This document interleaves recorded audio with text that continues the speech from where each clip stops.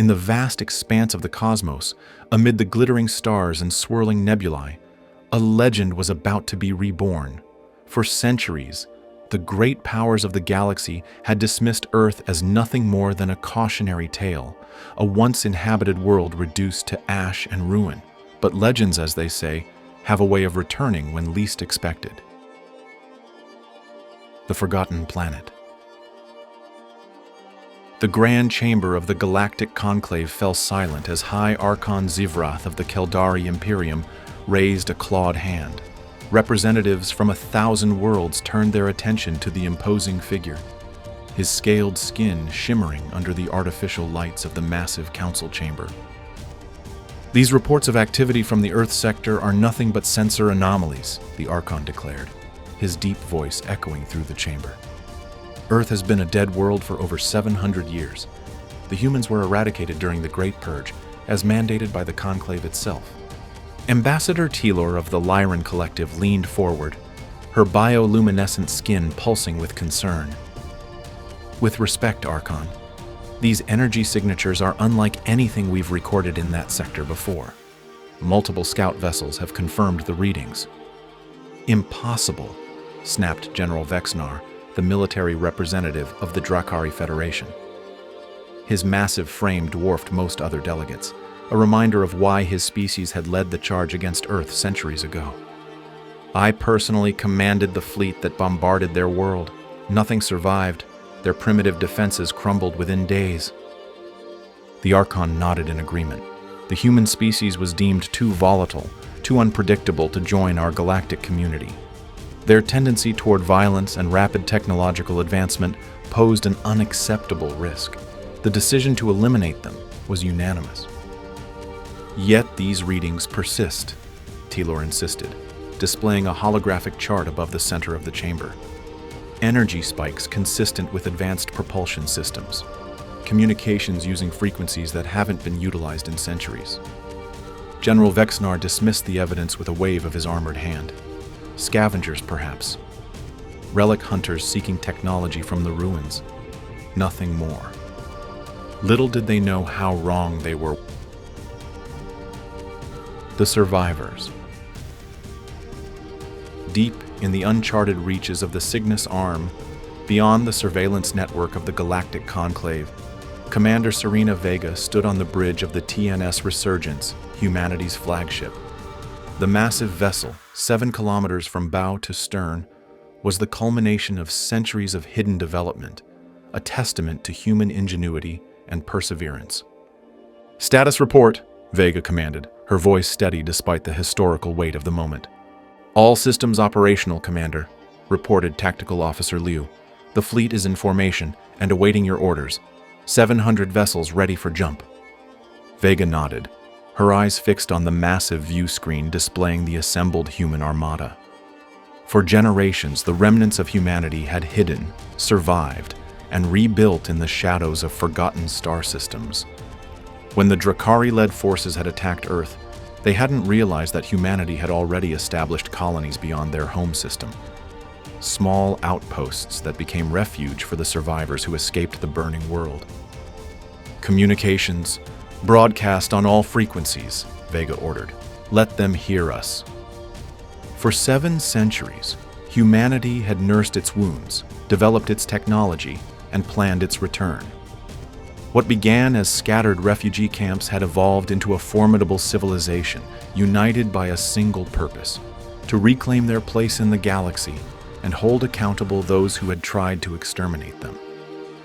"This is Commander Serena Vega of the Terran naval ship Resurgence," she announced, her words transmitted across the cosmos. "To the Galactic Conclave and all its member species, humanity has returned. We have not forgotten. We have not forgiven. Earth will rise again." With those words, the human fleet engaged their FTL drives, disappearing in a flash of brilliant light, leaving behind only emptiness and a message that would send shockwaves through the centers of galactic power. The first strike. Orbital Station Drakari 7, positioned at the edge of conclave space, was considered an impregnable fortress. Its defensive arrays could target and destroy vessels from astronomical distances, while its reinforced hull could withstand sustained bombardment. None of that mattered when the human fleet materialized from hyperspace, their arrival heralded not by the traditional energy signatures of FTL travel, but by an eerie silence. The station's sensors registered nothing until the human ships were already upon them one. On the station's command deck, Overseer Kralthar stared in disbelief at the massive vessels surrounding his installation. "Impossible," he whispered, echoing the words of his leaders at the conclave. "These can't be human ships." "Incoming transmission," reported his communications officer, panic evident in his voice. The holographic display flickered to life, revealing Commander Vega's face. The human showed no emotion as she addressed the stunned Drakari. "Overseer Kralthar, I presume. You are currently surrounded by 47 Terran warships. Your defensive systems have been neutralized by targeted electromagnetic pulses. Your communications with the Conclave have been jammed." "What is the meaning of this?" Kralthar demanded, trying to maintain his composure. "The humans were exterminated?" Vega finished for him. "That's what you were told. That's what you believed. Your arrogance has cost you dearly." "The Conclave will respond to this aggression with overwhelming force," the Overseer threatened, though his voice lacked conviction. "The Conclave believed they had eliminated us without consequence," Vega replied coldly. "They were wrong. This station serves as a forward military base for the Drakari Federation, the species that led the bombardment of Earth. For that reason, it will be the first to fall." Before Kralthar could respond, the transmission ended. Seconds later, the station shuddered as precision strikes disabled its power core. Emergency systems failed in rapid succession as Terran boarding crafts breached the hull too. Within hours, orbital station Drakari 7 had fallen, its capture executed with surgical precision. Not a single shot had been fired at the residential sectors, and civilian casualties were zero. The human forces had disabled the military capabilities while preserving all non-combatant life, a distinction that would not be lost on observers throughout the Galaxy One. The Conclave's response. The emergency session of the Galactic Conclave was chaotic, with representatives shouting over one another as reports of the human attack flooded in. "This is unprecedented," exclaimed Ambassador Talor. "The station's defenses were neutralized without triggering a single alarm. The humans have technology we've never seen before." General Vexnar pounded his fist on the council table. "We should assemble the combined fleet immediately, strike before these humans can advance further." High Archon Zivrath raised his hands for silence. "What troubles me most is not the attack itself, but its precision. The humans specifically targeted a Drakari military installation while avoiding any civilian casualties. This was not random, this was a message." "A message?" scoffed Vexnar. "It's an act of war." "Is it?" asked an elderly delegate from the Solari Confederation. "Or is it retaliation for a war we started centuries ago? We voted to exterminate their species without provocation, based solely on theoretical concerns about their potential development." The chamber fell silent as the implications sank in. For many of the younger species in the Conclave, the decision to destroy Earth had been ancient history, a footnote in their diplomatic education. Now, that history had returned with vengeance. "We've received a transmission," announced a council aide, interrupting the tense silence. "From the human commander." The central holographic projector activated, displaying Commander Vega's image above the council table. Her uniform was unlike anything in Conclave record, sleek, functional, with insignia that none recognized. "Representatives of the Galactic Conclave," she began, her voice echoing in the silent chamber. 700 years ago, your predecessors ordered the destruction of Earth and the extermination of humanity. They believed us too dangerous to exist, too unpredictable to control. In trying to destroy us, you created exactly what you feared. She paused, her eyes scanning the assembled delegates as if she could see them through the transmission. "We did not die. We evolved. We rebuilt. And we remembered. For centuries, we have watched from the shadows, learning your strengths and weaknesses, developing technologies you cannot comprehend. The capture of Drakari 7 is not an act of war. It is a reckoning that has been 7 centuries in the making. General Vexnar leapt to his feet. "You dare threaten the Conclave? Our combined might will crush your pathetic fleet." Commander Vega's expression remained unchanged. "We are not here to destroy the Conclave, General Vexnar. We are here to transform it. The species responsible for Earth's destruction will face justice. The others will face a choice: acknowledge humanity's right to exist or stand with those who tried to annihilate us." With that, the transmission ended, leaving the chamber in stunned silence.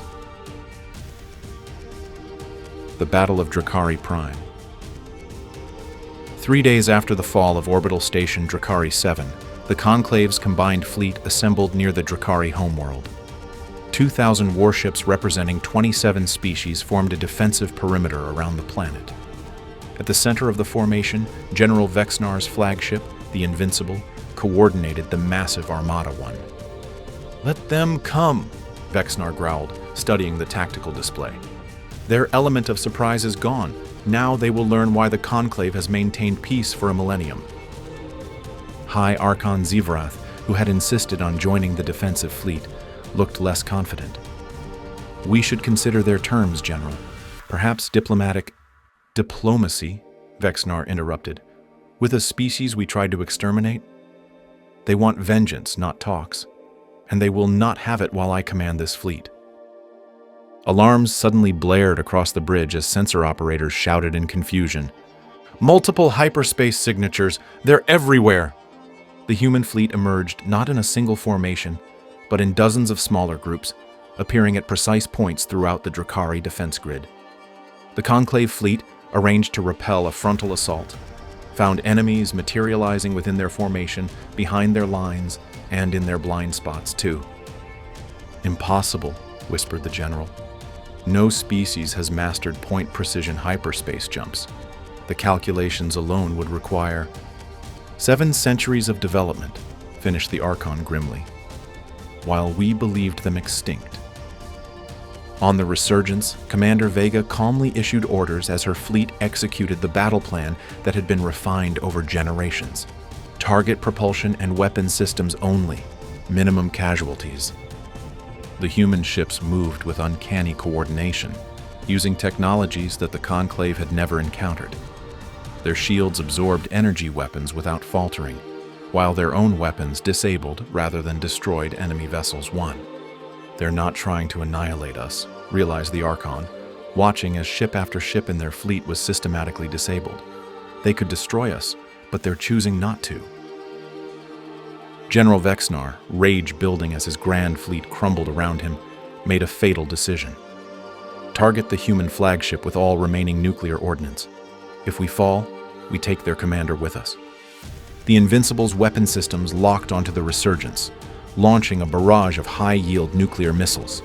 On the human flagship, tactical alerts sounded as the weapons approached. "Kinetic bombardment detected," reported Officer Liu.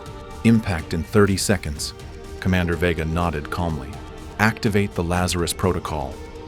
The space around the Resurgence seemed to ripple as an energy field unlike anything in Conclave records enveloped the ship.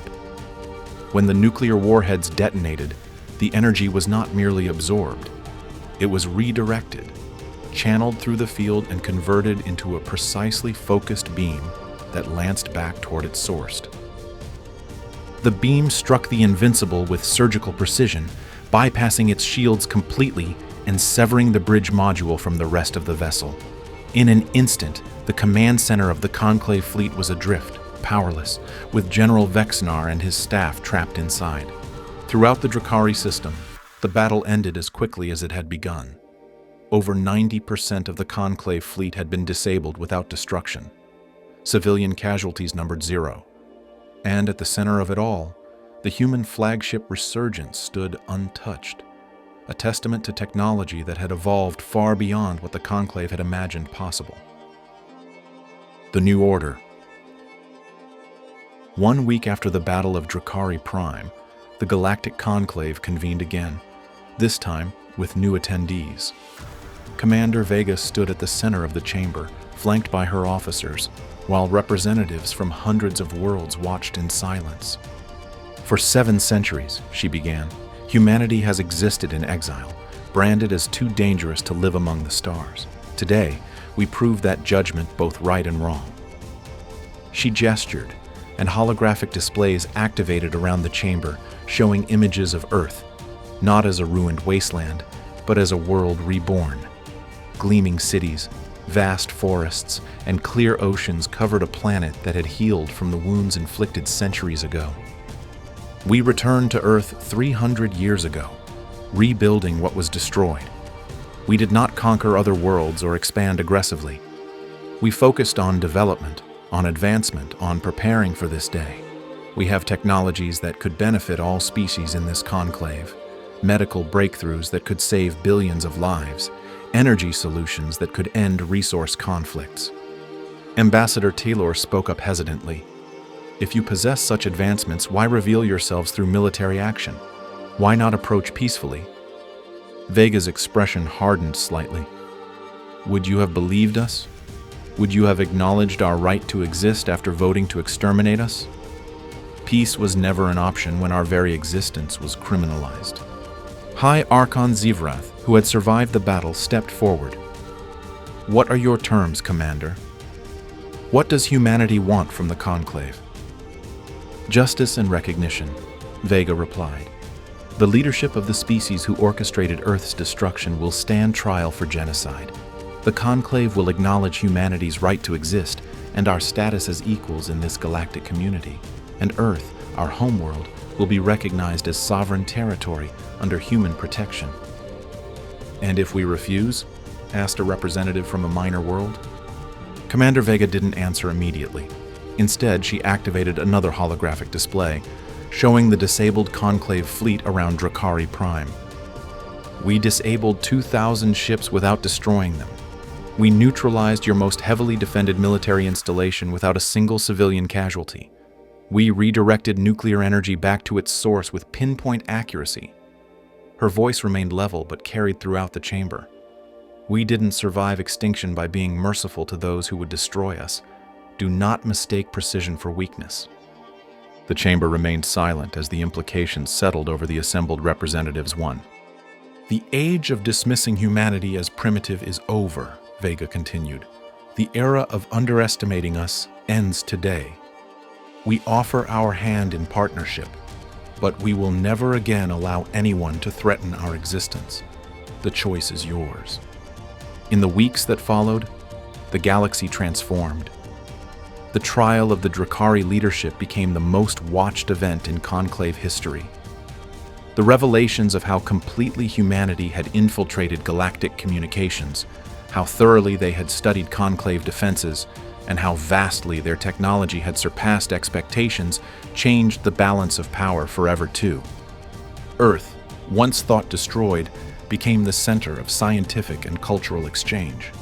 Human innovations, developed in isolation and unbound by Conclave restrictions, revolutionized everything from medicine to space travel. Species that had once voted for humanity's destruction now sought their assistance and protection. Commander Vega eventually became humanity's first representative on the reformed Conclave Council. When asked years later if she had ever doubted the outcome of humanity's return, she smiled slightly. They believed they had exterminated us, she said. But they forgot that humans have always thrived in adversity. They forgot that we learn from our defeats. Most importantly, they forgot that we never, ever forget. The galaxy had learned its lesson. Humanity had not just returned, they had risen from the ashes, stronger than anyone could have imagined, and the stars themselves would never be the same again too.